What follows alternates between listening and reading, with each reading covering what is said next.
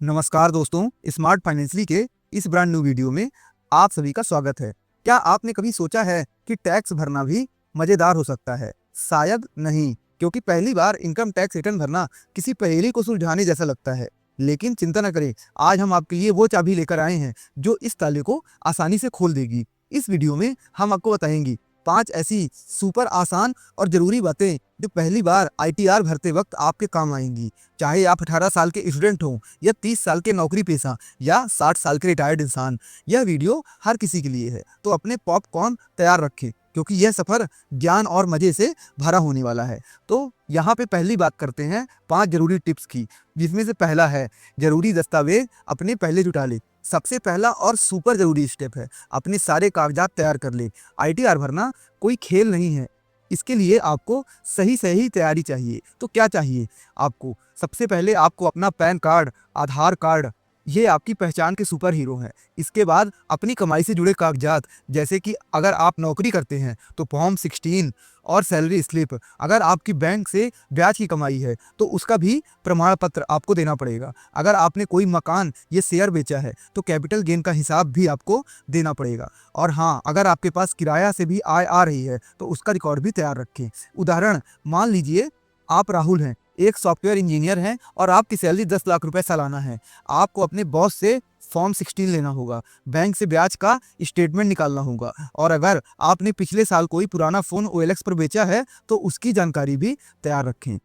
यहाँ पे एक टिप समझिए। सोचिए, अगर आप बिना तैयारी के आईटीआर भरने बैठे तो ये ऐसा होगा जैसे बिना किताबों के एग्जाम देने जाना होगा। नतीजा क्या होगा? टेंशन ही टेंशन होगी। अब नेक्स्ट की बात करते हैं, अपनी टैक्स व्यवस्था सोच समझ कर चुनें। ये दूसरा बात है, आपको टैक्स की 2 दुनियाओं में से एक चुननी है, पुरानी व्यवस्था या नई व्यवस्था। यह ऐसा है जैसे आपको 2 रास्ते दिखे, एक में ढेर सारे फायदे लेकिन थोड़ा ज़्यादा टैक्स है, और दूसरे में कम टैक्स है लेकिन कम फायदे हैं। पुरानी व्यवस्था में आपको 80C जैसी कटौतियों का मौका मिलता है, जैसे कि पीपीएफ में पैसा डालने की छूट। लेकिन नई व्यवस्था में टैक्स की दरें कम हैं पर कटौतियां लगभग खत्म हैं। तो पहले अपनी कमाई और खर्चे का हिसाब लगाइए, फिर फैसला लीजिए।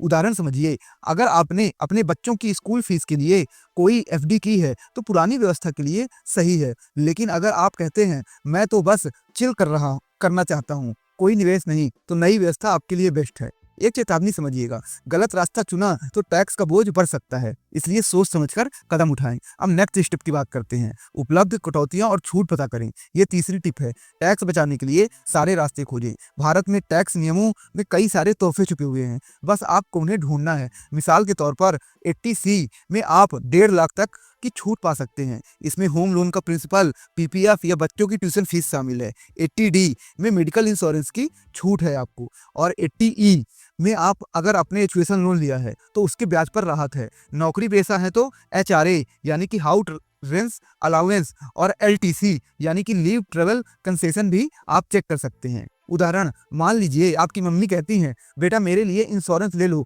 और आपने ले लिया तो बधाई हो, आप 80D के तहत टैक्स में बचा सकते हैं। और अगर आप पीपीएफ में 50,000 डालें तो भी आपका टैक्स बचेगा। एक तथ्य समझिएगा, क्या आप जानते हैं कि भारत में टैक्स छूट की शुरुआत 1961 में हुई थी और तब से लोग इसे ढूंढने में मास्टर बन गए हैं।